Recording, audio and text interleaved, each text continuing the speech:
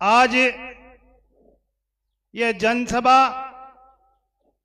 जो सम्मान्य प्रत्याशी जगमोहन जी के नामांकन में गवाह बनने के लिए और गवाह बनकर ये मंच पर विराजमान सभी वरिष्ठ नेताओं को आश्वस्त देने के लिए कि हम 13 तारीख को जगमोहन जी को जिताकर यहां से भेजेंगे। इस जनसभा में हमारे बीच में विराजमान हमारे यशस्वी मुख्यमंत्री, हमारे बीच में विराजमान हमारे सरल और सौम्य स्वभाव के ऐसे प्रत्याशी जिनको भारतीय जनता पार्टी ने टिकट देकर आप लोगों की सेवा करने के लिए भेजा है, ऐसे जगमोहन जी मीणा साहब, आदरणीय हमारे वरिष्ठ नेता करोड़ीलाल जी मीणा, हमारे प्रदेश के अध्यक्ष सम्मान्य मदन सिंह जी राठौर साहब और इस मंच पर विराजमान सभी विधायकगण, सभी जनप्रतिनिधिगण और संगठन के पदाधिकारीगण और सामने विराजमान मेरे भाई और बहनों, मैं 2 मिनट ही बोल पाऊंगा क्योंकि यशस्वी मुख्यमंत्री जी ने आज 4 सभा करके और अब जा रहे हैं देवली हुनियारा। इसलिए मैं आप लोगों से यही निवेदन करने आया हूं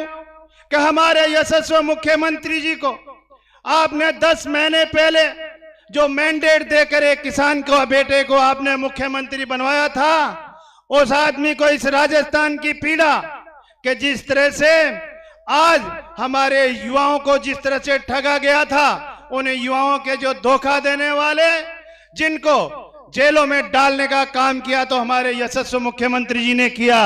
इतना ही नहीं, इन 10 महीने के अंदर 1 लाख से ज्यादा अगर नौकरी की वैकेंसी खोलकर उन युवाओं को वो रोजगार देने का काम कर रहे हैं तो हमारे यशस्वी मुख्यमंत्री भजनलाल जी कर रहे हैं। आपके यहां देखा आपने कि अभी राइजिंग राजस्थान जो हमारे युवाओं के बारे में सोच रहे हैं, एक माता और पिता को अपना बेटा अगर रोजगार लग जाता है तो उसके जीवन में उससे ज्यादा खुशी नहीं होती। ऐसा काम कर रहे हैं कि राइजिंग राजस्थान में देश विदेश से और प्रदेशों से इन्वेस्टर लाकर 9 दिसंबर से 11 दिसंबर का यहाँ पर इन्वेस्ट मीट कर रहे हैं और उसमें करीब कई लाखों लोगों को वह युवाओं को रोजगार देने का काम कर रहे हैं। ऐसे यशस्वी भजनलाल जी शर्मा साहब, आपने इन 10 महीनों में इस राजस्थान के विकास के लिए कोई कसर नहीं छोड़ी। मैं आप लोगों से निवेदन करना चाहूंगा कि ऐसे यशस्वी मुख्यमंत्री के नेतृत्व में राजस्थान विकसित राजस्थान बनेगा। और जिस तरह से दौसा की सीट को हमने पिछली बार नहीं जीत पाए, लेकिन अब यशस्वी मुख्यमंत्री जी का जो काम और इस कांग्रेस सरकार को जिस तरह से मात देने का काम किया है, तो मैं आप लोगों से हाथ जोड़कर निवेदन करने आया हूं कि आप भारतीय जनता पार्टी की सरकार है, भारतीय जनता पार्टी से आपको काम करवाने हैं तो आप इस दौसा का विकास करना है तो भारतीय जनता पार्टी के प्रत्याशी सम्मानित जगमोहन जी मीणा जी को आप यहां से विजय बनाकर भेजे। किसी कोई जाति और पार्टी पे नहीं, भारतीय जनता पार्टी रीति और नीति की, संस्कारों की पार्टी है और ऐसे यशस्वी मुख्यमंत्री हो वहां कोई कमी नहीं रहेगी। इसलिए मैं हाथ जोड़कर आपसे निवेदन करने आया हूं कि 13 तारीख को रात दिन लग जाओ आज से ही और जगमोहन जी मीणा जी को यहां से विजय बनाकर भेजे। जय हिंद, जय भारत। मैं आदरणीय उप मुख्यमंत्री जी ने को विश्वास दिलाता हूं कि यहाँ दौसा की जनता ये पिछले 5 साल की जो गलती है उस भूल को इस बार सुधार करने वाली है और उस सुधार करने के लिए